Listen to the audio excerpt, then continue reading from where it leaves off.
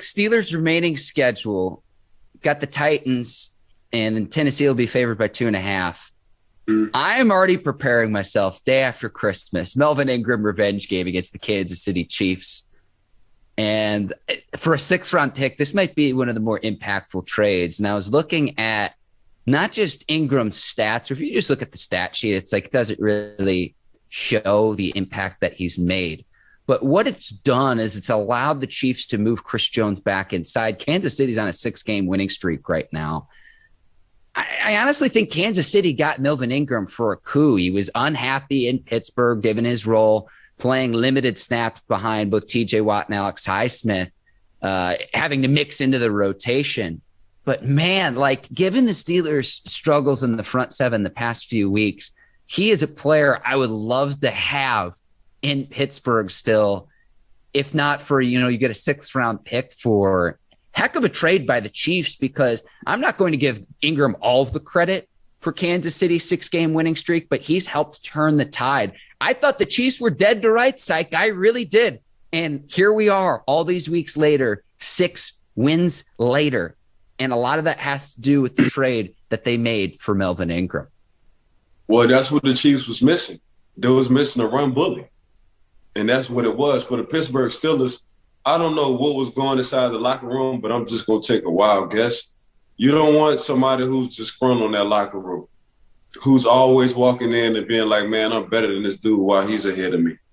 That's what you don't want, because then it brings it's a lot of tension when that happens in the locker room. So that could have been going on. Now, I can be completely wrong. I'm just speculating. That could have been going on for a while, and him demanding the trade and sitting out in practice and not giving 100%. Because he's disgruntled and he wants to leave and he doesn't like the rotation. I've seen this before. But at the same time, for the Kansas City Chiefs, they got exactly what they needed. They got a run bullet, as Coach T would say. That's exactly, because that's how they was getting their head bust wide open. People were running the ball down their throat. They was giving up yards more than anybody at the time. And then you come 6-7 weeks later, you get the run bully, you move Chris Jones back in the inside, and there you go. The Kansas City Chiefs haven't been played this good of a defense since the 1990s, since the 90s. They lead the league right points per game, 13.1 points they're averaging giving up. That's very damn impressive. So now when you got your front seven, they moving, they on the time, they got everything, they hot, they running stunts, they in the zone. What the hell you think that back end gonna do, provided by the Honey Badger? He's gonna cause havoc, he's gonna make plays, and he's gonna try to score every time. He's just one of those I'm always around the ball kind of guy. And it's been going on since the time he stepped into the league, since the time he was at LSU, really. So that's how I look at KC, man. And really Patty Mahomes haven't even warmed up yet. And that's the scary thing about it. Like, Patrick gonna wind up warming up deep into these playoffs. And it's gonna be scary, man. It's gonna be a team that when you look at somebody out the AFC, you're gonna look at KC and be like, I don't want to play them. Like, you can give me anybody else out the AFC, but this is a team I don't want to play. And right now, it's not because of their offense; it's what the hell their defense is doing. They set the tone. So, yep. I can't believe we're at this point though, because again, I was at the game in Nashville, Titans Chiefs. And the Titans absolutely dominated up front, Ike. And so here we are all these weeks later, and the tides have turned. Now I'm looking at the Steelers' remaining schedule: Tennessee, Kansas City, Cleveland on Monday night, and then closing the season at Baltimore. You've got to win out. Really, the Steelers had to win out heading into week 14, but now you absolutely have to win out if you want to make the playoffs. And I'm looking at that Cleveland game as maybe the only game on the schedule where Pittsburgh might be favored. But I think the Steelers go into each of the 4 of these games as underdogs. And so it starts this upcoming Sunday where it's really win or go home. And it's Pittsburgh's last stand, considering that they've let in some games get away. I mean, the comeback potentially in week 14 against the Vikings. I go back to the tie against the Detroit Lions earlier this year, Ike. That's a game you've got to find a way to win if you're going to make the postseason. A lot of the times it's a 1-score game, and you need that to go in your favor. And it's probably going to cost the Steelers in the long run. Now, I say this with hopes that I reverse jinx it, because my picks with Pittsburgh this year specifically have been absolutely terrible. So what I'm saying is this, Ike.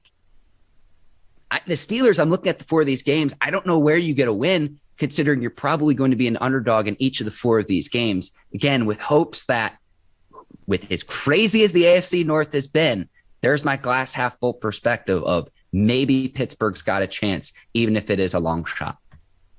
No, they're taking off. And that's why I think the Pittsburgh Steelers are going to take off and they're going to win these games. All 4? All 4. Because of what happened in Minnesota. Oh, my Lord. Because of the heart of Big Ben, and I've been criticizing Ben for a while, but he showed me everything that I was looking for against the Vikings. He needed help for sure, because Big Ben, he tried his best, and we had a breakdown on that pass to Fairmont. So I'm looking at Chase Claypool and his immaturity.